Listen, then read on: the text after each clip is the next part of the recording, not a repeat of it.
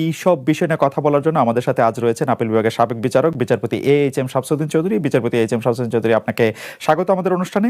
আমাদের সাথে আরও রয়েছেন বৈষম্য বিরোধী ছাত্র আন্দোলনের সমন্বয়ক সার্জিস আলম।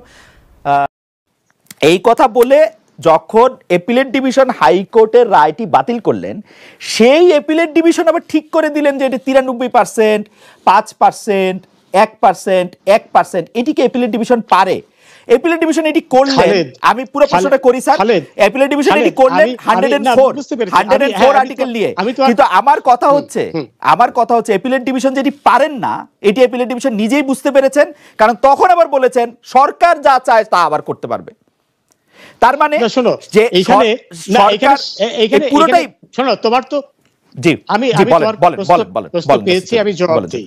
জি জাসির চৌধুরী বলেন। তোমার তো 104 এর যে ক্ষমতা, সংবিধানের 104 অনুচ্ছেদে যে ক্ষমতা সুপ্রিম কোর্টে দিয়েছে, সেটি তোমার অজানা থাকার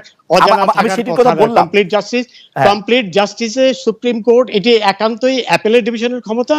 অ্যাপেলেট ডিভিশনের আইনের বাইরে যেও অনেক কিছু নির্দেশনা প্রদান করতে পারে, এবং আমাদের সংবিধানের 112 অনুচ্ছেদ অনুযায়ী আমাদের দেশের সকল কর্তৃপক্ষ সবাই সেই সুপ্রিম আপিলেট ডিভিশন কেন সুপ্রিম কোর্টের আদেশ নির্দেশ মানতে বাধ্য বটে। সুতরাং এই 104 অনুচ্ছেদই তো ইনভোক করেছে অ্যাপিলেট ডিভিশন।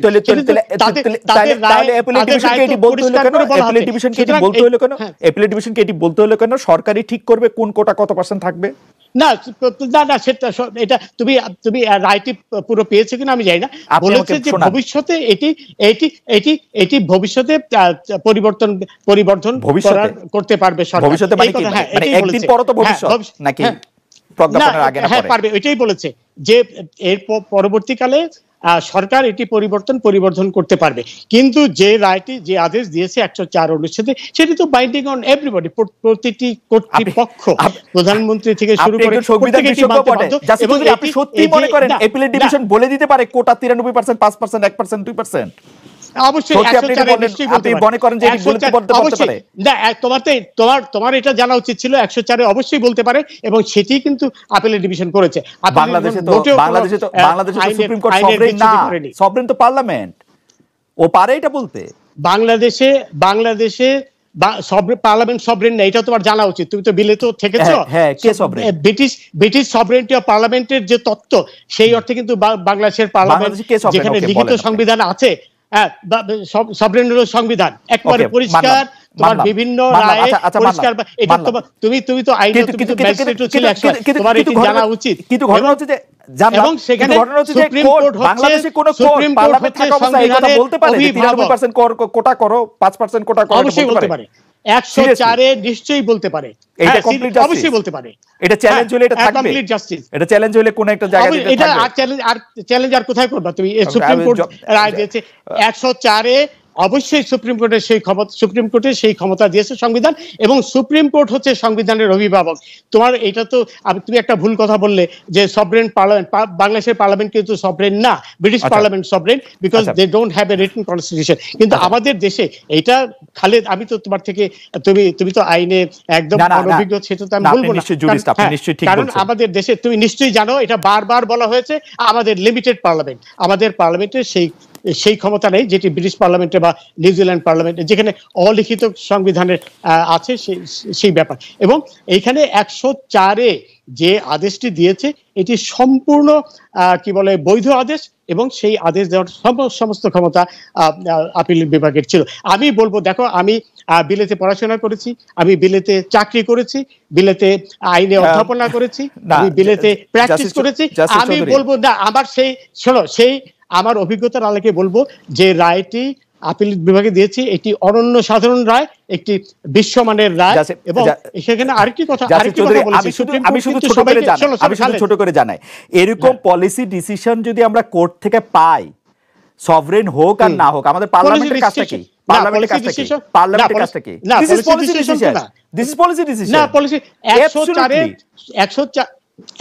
এ যে সিদ্ধান্ত নিতে পারে, জাস্টিস দিতে বলছে, পলিসি বানায় দিতে বলছে। হ্যাঁ, কমপ্লিট জাস্টিস এবং সেখানে 104-এর ব্যাপারে আমাদের পৃথিবীর অন্যতম শ্রেষ্ঠ সংবিধান বিশেষজ্ঞ বাবা সাহেব আম্বেদকর, ভালো করে জানেন 104 কমপ্লিট জাস্টিস সম্পর্কে আমাদের অ্যাপ্লিকেশনে 10টা রায় আছে, আপনারা থাকতে পারেন, আপনারা থাকতে পারেন। আপনি তো বলেছেন যে পলিসি বানাই দিবেন, 104 রায় দিয়েছে। শোনো, আমি এই ব্যাপারে একটা কথা বলি। বাবা সাহেব আম্বেদকর বিশ্বের অন্যতম শ্রেষ্ঠ সংবিধান বিশেষজ্ঞ।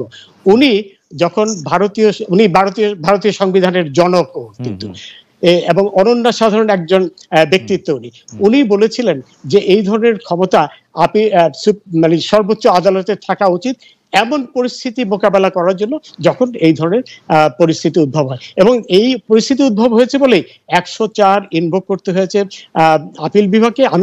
আমি নিজেও করেছি, এবং এই ব্যাপারে কিন্তু অনেক রায় রয়েছে। 104-এ সুপ্রিম কোর্ট আইনের আপনার শিখানো বিদ্যা দিয়ে একটু প্রশ্ন করি, কারণ অনেকদিনই তো আপনার আশেপাশে ছিলাম আমি। বাংলাদেশের আপিল আদালতগুলি অরিজিনাল জুরিসডিকশন নাই, তারা আপিল শোনে, হাইকোর্টও আপিলও, তারা আপিল করে। এখন আপিলের অরিজিনাল জুরিসডিকশন হলো হাইকোর্টের, হ্যাঁ 102 আর তো নাই, রিট ছাড়া তো আর নাই তো না।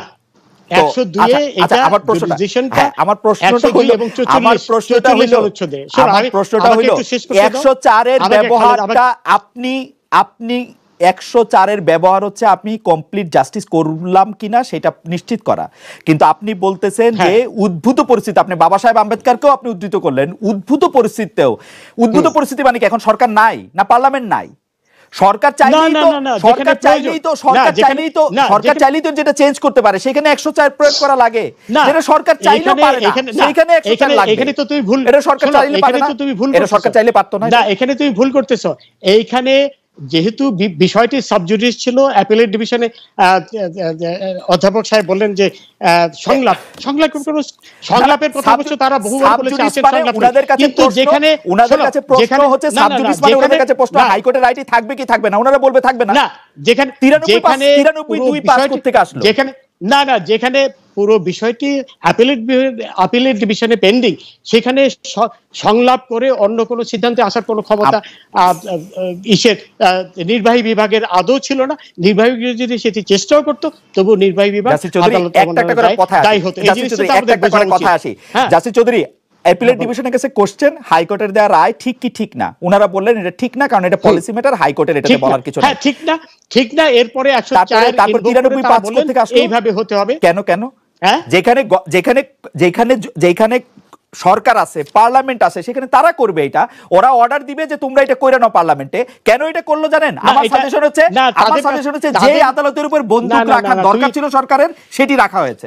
না, তুমি এটা ভুল করতেছো। পুরো জিনিসটা ছিল তখন আপিল বিভাগের বিবেচনাধীন, সুতরাং আপিল বিভাগকে 104-এ কি করতে পারে না পারে সেটাও বিবেচনা করতে হয়েছে। এবং এটি আরেকটি উদাহরণ দেখাচ্ছি চৌধুরী, আমাকে প্রথমবারের মতো 104 ইউজ করে বাংলাদেশে কোন অ্যাপিলেট ডিভিশনে জাজমেন্ট কি দিয়েছেন আমি এটি খুঁজতেছিলাম কালকে, আমি কিছু দেখেছি। আপনি আমাকে একটু আলোকিত করেন তো, পলিসি ম্যাটারে বাংলাদেশের অ্যাপিলেট ডিভিশন 104 ব্যবহার করে আর এরকম কি নির্দেশনা দিয়েছে? আপনার তো অনেক কিছু মুখস্থ থাকে, আপনি একটু বলেন তো আমাকে। সেটি হচ্ছে যে আমরা আসলে 5ই অগস্টের অভ্যুত্থান পরবর্তী সময়ে একদম লম্বা একটা সময় ধরে ইভেন আজকের দিন পর্যন্ত আমাদের বিভিন্ন দিক থেকে আমাদের চক্রান্তের গন্ধ আসে, বিভিন্ন দিক থেকে বিভিন্ন নাশকতার বিভিন্ন রকমের যে প্ল্যান সেগুলো আমাদের সামনে বিভিন্ন ভাবে আসে। এবং সবচেয়ে বড় কথাটি হচ্ছে যে এই যে অপশক্তিটি মনে করে আমরা যখন একটু শান্ত হয়ে যাই, তখন মনে করে যে সকল ছাত্র জনতা আবার ঘরে ফিরে গিয়েছে, ক্লাসে ফিরে গিয়েছে।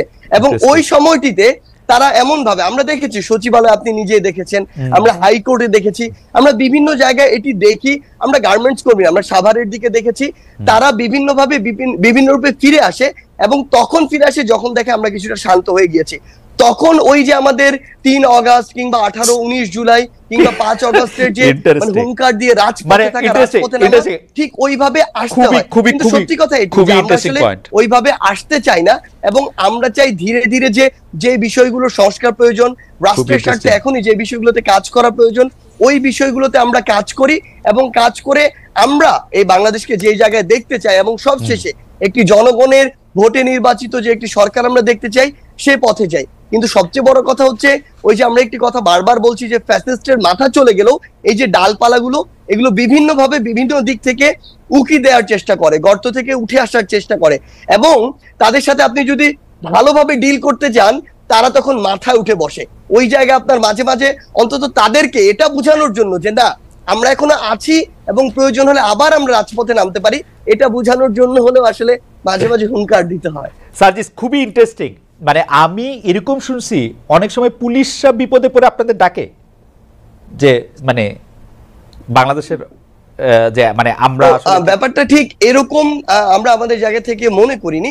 আমাদের জায়গা থেকে ব্যাপারটা এরকম মনে হয়েছে পুলিশ বাহিনীর অধিকাংশ সদস্য কিন্তু এখনো তাদের ওই ভিতরের যে একটি মানসিক বা নৈতিক দুর্বলতার জায়গা সৃষ্টি হয়েছে, তাদের যে কতিপয় সদস্যের যে বর্বরতা কিংবা তাদের যে অতি উৎসাহের কারণে এবং ফ্যাসিস্ট সরকারের দালাল হিসেবে নিজেদেরকে আরো বেশি প্রমোট করা, তুলে ধরার কারণে, ভবিষ্যতে ফায়দা বা সুবিধা নেওয়ার কারণে তারা এই যে বর্বরতাগুলো চালিয়েছে, এবং এটার কিন্তু তারা নিজেরাও এই বর্বরতার অংশ। আমরা দেখেছি অনেক পুলিশ সদস্যের সন্তান মারা গিয়েছে। সেই জায়গা থেকে আসলে তাদের ওই যে নৈতিক যে একটি দুর্বলতা তৈরি হয়েছে মানসিকভাবে, ওই জায়গাটিতে তারা স্ট্রংলি যে কোনো একটি অবস্থা যেভাবে ফেস করার কথা ওইভাবে তারা অনেক সাহায্য চায়, আমি বলবো না কিছু কিছু ক্ষেত্রে অথবা অনেক ক্ষেত্রে ওইভাবে তারা ফেস করতে পারে না। তখন যেটি হয় আসলে যে তাদের ক্ষেত্রে থেকে তখন যে জিনিসটি হয় যে আমরা যদি ওখানে কোনো একটি স্টুডেন্টদের অংশ থাকে তাদের সাথে আমরা কথা বলার চেষ্টা করি, কিংবা আমাদের সরকার অন্তর্বর্তীকালীন সরকারে যে আমাদের 2 জন উপদেষ্টা এবং একজন আমাদের বিশেষ সহকারী রয়েছেন, তারা তাদের জায়গা থেকে কথা বলার চেষ্টা করে, নাগরিক সমাজের সাথে হোক কিংবা শিক্ষার্থীদের সাথে হোক। কিন্তু আমার যেটি মনে হয় আসলে এই মুহূর্তে পুলিশের যতটুকু আসলে তাদের জায়গায় স্ট্রং পজিশন দেখানোর কথা ওটি আমরা এখন পর্যন্ত দেখতে পাচ্ছি। অ্যাবসলিউটলি, এবং অ্যাবসলিউটলি মানে আমি আসলে পুরনো কথা বলতে হয়, সায়ন্তের হয়তো কিছু মনে থাকবে, আমি 2014-15 সালে অসংখ্যবার এরকম ছাত্রলীগের নিয়ে প্রোগ্রাম করেছি। ছাত্রলীগ তুই চাস কি, বা ছাত্রলীগের ব্যাপারটা কি, তাদেরকে যখন জানতে চেয়েছি যে তারা কেন পুলিশের কাজ সেটি করতে চাইছে, প্রায় একই উত্তর দিয়েছে সার্জিস আলম। আমার মানে পুলিশ পারছে না বা পুলিশ হচ্ছে না, যাচ্ছে না। একটা জিনিস আপনাকে তাহলে আমি আপনাকে একটা জিনিস আমি আবার আসবো আপনার কাছে সার্জিস, তোর পার্থক্য আছে না, পার্থক্যটা আমি শুনবো, পার্থক্যটা আমি শুনবো, আমি দ্বিমত প্রকাশ করি। না ঠিক আছে, 2014 সালের যে কথা আপনি বলছেন, আওয়ামী লীগ তখন তার সুসময়ের সর্বোচ্চ মাত্রায়, এই টাইমে আওয়ামী লীগের এই যে লেজুর ভিত্তিক ছাত্র সংগঠন, ছাত্রলোক যদি এই এক্সকিউজ দেয় যে পুলিশ নৈতিকভাবে দুর্বল, মানসিকভাবে দুর্বল, পুলিশ রাস্তায় কাজ করতে পারছে না, এটি কোনোদিনও গ্রহণযোগ্য নয়। কিন্তু আপনি যদি অভ্যুত্থান পরবর্তী একটি সিচুয়েশন দেখেন, এই জায়গা একদম এটার একদম দৃশ্যমান একটি উদাহরণ রয়েছে। তাই দুই জায়গার সিনারিও বিস্তর একটি পার্থক্য রয়েছে। ঠিক আছে, আমি যখন ফিরে আসবো আপনার কাছ থেকে জানতে চাইবো যে আপনার বন্ধুরা বা আপনার বড় ভাই অগ্রজ অনুজরা অসংখ্য প্রশ্ন আপনার কাছে পাঠাচ্ছেন, সেই প্রশ্নটা যদি আপনি একটু বলেন যে আসলে সরকারি চাকরিতে বিশেষ করে বিসি